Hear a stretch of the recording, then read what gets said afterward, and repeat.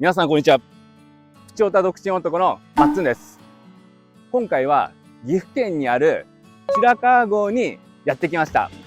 白川郷といえば合掌造りが有名で世界遺産にも登録されている超人気観光地ですよね。でも私たちの目的は違います。私たちの目的は当然日暮のナッコロリの聖地巡礼をするためです。で、今私たちがいるのは出会い橋の前なんですけれども、この橋を渡ると南沢ってわけなんですよ。今4月の末なんですけれども、運命の日まで2ヶ月を切っています。南沢症候群にならないように注意をしながら運命に抗うため聖地巡礼を楽しんでいきたいと思います。それでは早速南沢の方に突撃していきたいと思います。あ、ちょっと待って、首元がちょっとかゆいかもしれない。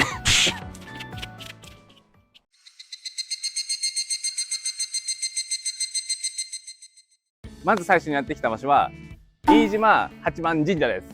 この神社はアニメの作中では西宮殿のモデル地になった場所です。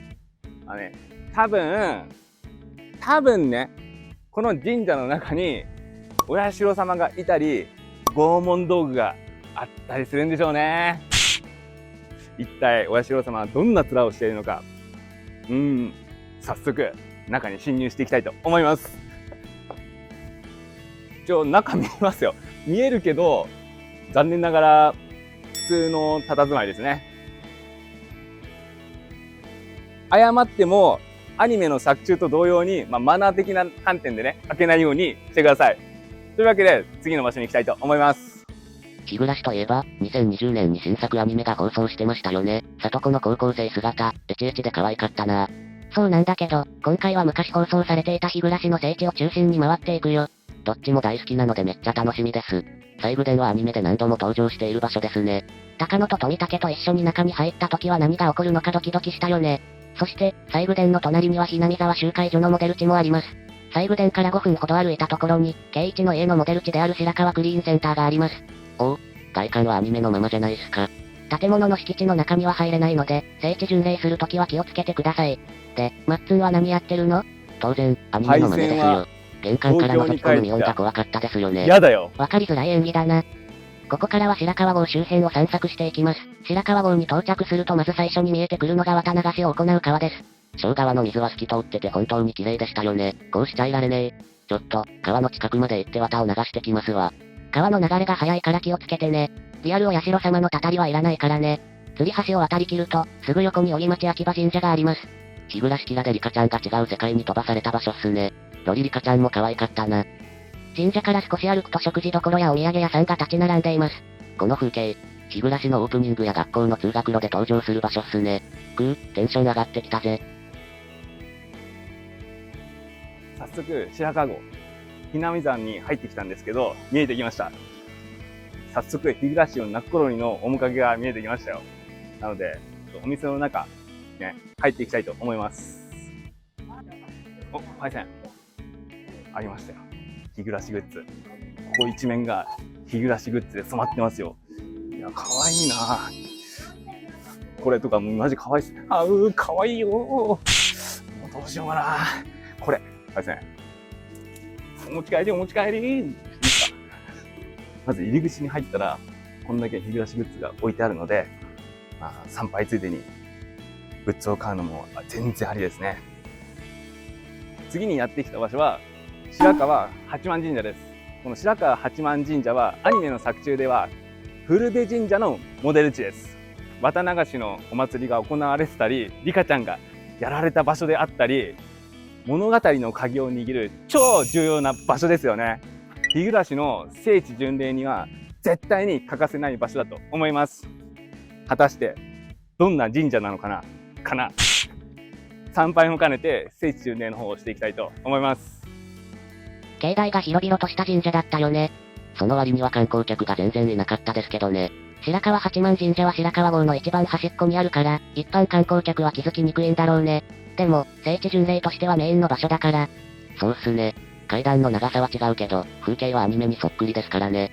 神社の鳥居の下にある階段でみんなが座りながらお話ししてたり、境内でピクニックとかしてましたよね。本当はシート敷いておにぎりでも食べようかと思ったけど、お社様に怒られそうなのでやめました。マッツンにも常識あったんだ。失礼な。本殿もアニメでは超重要なシーンで使われてますからね。果たしてリカちゃんは惨劇から回避できたのか？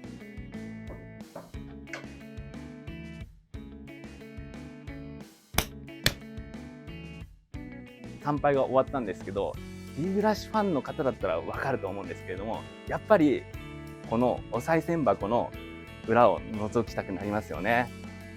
なんとリカちゃんがいないんですよ。よかった。その代わり何かお菓子が置かれてますね。はい。でその反対側には絵馬がたくさん飾られてるんですけど、やっぱりどの絵馬を見ても日暮のファンの方が飾っているんだと思うんですけど、日暮の絵がたくさん描かれていますね。というわけで今回私たちも絵馬を買ってきたので、チャンネル登録者数が1000人いきますようにっていう願掛けを込めて絵馬の方を吊るしていきたいと思います。じゃあチャンネル登録者数1000人いきますように、お社様お願いします。はい。はい。一応ね、ここに書きときました。ここからは合掌造り周辺の聖地を紹介していきます。まずは久松さんの隣にある坂道。日暮キラで羽生が走ってた場所っすね。羽生に似てましたか？独身男が苦しそうに走ってる風にしか見えなかったよ。次は妙禅寺。ここも日暮キラでロリリカちゃんと羽生が出会った場所ですね。この階段に座って泣いてるリカちゃんに羽生が話しかけるんだよな。まあ俺ら以外の観光客は完全にスルーしてましたけどね。ちなみに妙禅寺の目の前には大人気の白川郷プリンが売っています。白川郷プリンを買ってロリリカちゃんにあげれば惨劇を回避できるってことですね。次は漢字屋周辺。ここも日暮キラで羽生が走ってた場所っすね。次は山楽堂周辺。日暮会のオープニングで最後にみんなが歩いていた場所ですね。アニメではリカちゃんが手招きしてましたよね。真似しようとしたんですけど、橋から落ちそうで怖かったです。ちなみに、中国人の観光客の方々がみんなこの場所で写真撮影をしてたよね。確かに、みんな日暮が好きってことですね。それはどうだろうか。パンフレットか何かで掲載されてる場所なのかな？あとは日暮キラでも羽生とロリリカちゃんがこの辺で一緒に遊んでましたよね。次は本岳寺、リュウグウレナとケイイチが学校に行く時によく待ち合わせしてる場所です。しかし、マッツントイレから戻ってくるの遅いな。パイセン、お待たせです。いやー、すっきりしましたよ。待ち合わせ場所がわかりやすくて助かりました。茶番はいいから次に行くよ。次は佐藤民芸店です。ロリ高野が家族と一緒にバス停で待ってる場所ですね。大人の高野も美人だけど、ロリ高野も可愛かったな。次は長瀬家。ここは、アニメで出てきましたっけ？アニメでは登場してないけど、長瀬家の2階は西宮殿の中のスチルとして使われた場所らしいよ。そうなんすか。まあ、合掌造りの中も気になるので、とりあえず中に入ってみましょうか。1階には畳の部屋、2階には昔使用されていた農作機器が展示されています。拷問道具が置いてあるのかとヒヤヒヤしたけど、普通の観光スポットでよかったですよ。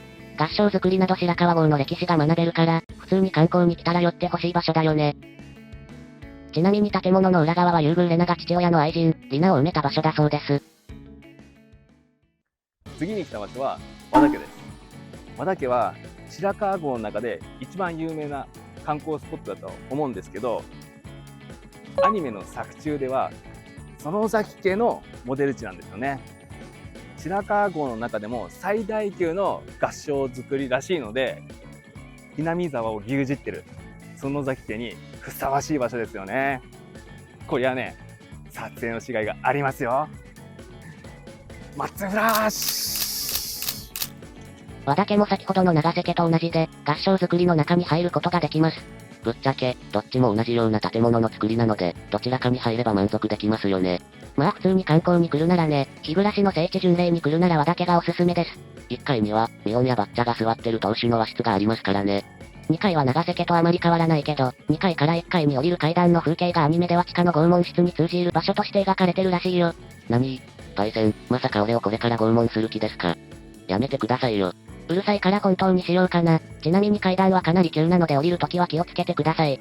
外に出ると羽生が走っていた場所や富武と出会った場所など、アニメで登場した場所がたくさんあります。のどかで癒されますね。ひなみ沢に来てよかったですよ。そしてあの小さな合掌造りが住吉の家らしいですね。うわ、アップねー。ケイイチが車にひかれそうになった場所もこの辺らしいね。ひなみ沢怖い。ここからは小木町城跡に通じる坂道を登っていきます。この辺りは、日暮のキャラクターたちの家の宝庫なのでファンにはたまらないっすね。まずは北条鉄平の家。古い普通の家の建物なのに残っているのが素晴らしい。ちなみに北条家の裏側には優遇レナの家がありますが、撮影禁止だと怒られました。聖地巡礼するときは気をつけてください。坂を少し登るとリカちゃんと里子が暮らしている家があります。はしごまで用意されてて、アニメの真似をしろって言われているようなもんじゃないっすか。この思い込みは完全にひなみ沢症候群末期だな。この坂道は、小木町城跡に行く道なんですけれども、レナが嘘だって叫んだ場所にちなんで、嘘だ坂なんて言われてるらしいですね。あの可愛いレナがマジって、あのシーンはびっくりしましたよね。ところでパイセン、最近何か隠し事してないですか？してないよ。いや、俺、昨日パイセンが知らない人と話してるの見たんですけど、してないよ。嘘だ！この坂道に行く途中に、リカちゃんの家とかもあるので、日暮の聖地を連した時はぜひ立ち寄ってみてください。じゃあ行きましょう。絶対に真似すると思ったよ。視聴者の皆さん、びっくりさせてすみませんでした。いやー、気持ちいい。こりゃあマジでひなみ沢症候群末期だな。この坂は嘘だの他に圭一とレナがサトシのバットのお話をしてたり、日暮キラのオープニングで里子が歩いてたシーンなどで登場しています。先ほどの坂道を登ると、小木町城跡展望台に到着します。で、そこから少し奥に入ってきたところに、リカちゃんのお気に入りの場所、赤坂と出会ったり、アニメのカットで使われてたり、アニメの作中ではいろいろなシーンで登場していましたよね。見てくださいよ、パイセン。これ。白川郷を一望できて、本当に絶景ですよね。正直、結構な急坂だったから登るのは大変だったけど、この絶景を見れたので来てよかったですよ。アニメでもよく登場する場所だから、聖地巡礼には欠かせない場所だよね。リカちゃんの家から近いから、お気に入りの場所になる理由もわかります。ここにベンチもあるので、ちょっと休憩しましょうか。マッツンのためにおはぎを買っといたよ。マジっすか？あざっす。いや、やっぱりね、白川郷に来たら甘いもの、おはぎ食べたくなりますよね。美味しそうだな。じゃあ、いただきます。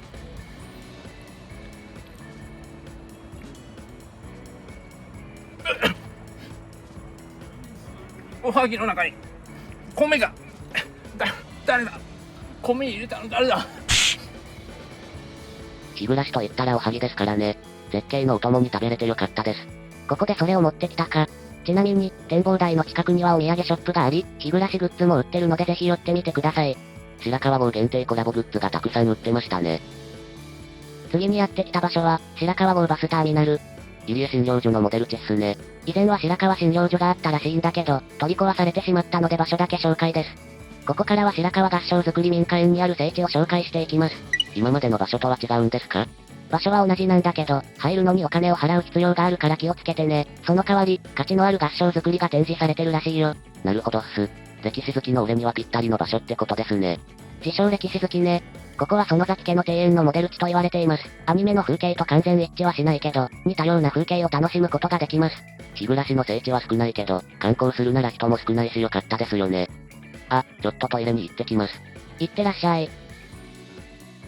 しかし、マッツントイレから戻ってくるの遅いな。パイセン、お待たせです。いやー、すっきりしましたよ。待ち合わせ場所がわかりやすくて助かりました。このやりとりまたやらないといけないの？ちなみにこの水車前は、ミオンとケイイチがよく待ち合わせしている場所でした。じゃあ、白川郷の聖地は回収しきったと思うので、次の聖地に行きたいと思います。今回最後にやってきた場所は、リボロダム周辺です。リボロダムは、南沢ダムのモデル地であり、リュウグウネラがナタを持ってよく来ていたゴミ山のモデル地でもあるんですよね。ちなみに、このミボロダムを建設したことによって、本当に沈んでしまった村があるらしいんですよ。そう考えると少し怖いですよね。アニメの作中でもこのダムあたりって怖いシーンでよく使われていた印象なんですけれども、私たちは楽しんで聖地巡礼していきたいと思います。ミボロダムは白川郷から車で約20分で行くことができます。公共バスもないので、聖地巡礼する場合は車が必須の場所となります。確かにだいぶ山奥でしたからね。正直、かなり不気味な雰囲気な場所でしたよ。確かに、これならひなみ沢ダムのモデル地として使われる理由がわかるよね。ゴツゴツした岩がゴミ山に見えるのは俺だけでしょうか？俺も地味に見えたかも。でも上から見下ろす景色はいいので、聖地巡礼ついでに寄ってみるのはありですね。さらにダムから車で約15分走らせると吊り橋に到着します。この橋は、通称、里子橋と言われているそうです。里子が圭一を突き落としたり、東京から逃げたり、日暮卒でリカちゃんとバトルしてたり、里子関連のシーンでたびたび登場してましたからね。吊り橋のすぐ隣にはひなみ沢分校のモデル地があります。残念ながら、元々あった学校は2008年に廃校してしまったそうです。両手をマッツンはまた何かやり始める後ろをの？向いてください。せっかくならたたり殺し編の最後のシーンを真似したいじゃないですか。なんか、僕とかやめてくださいよ。てか、この吊り橋めちゃくちゃ揺れるし、マジで怖かったですよね。橋の真ん中くらいまで行ったらスマホを取り出すのも怖かったかも。里子と圭一が度胸ありすぎて尊敬しましたよ。そんなスリルも味わえるので聖地巡礼におすすめです。うまく話をまとめたな。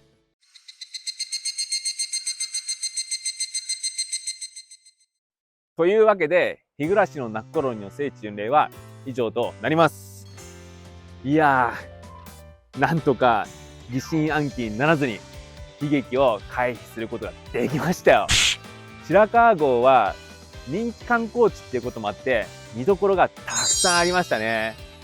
アニメで登場した場所の風景とかもそのままの場所が多くて、旅行にも聖地巡礼にもマジでおすすめできる場所だと思いました。というわけで、もしこの動画が少しでも面白いと思っていただけたら、チャンネル登録とグッドボタンの方、ぜひよろしくお願いします。チャンネル登録してくれないと、ひなみ沢症候群が発症してしまいますので、ぜひよろしくお願いします。今回も動画をご視聴いただき、ありがとうございました。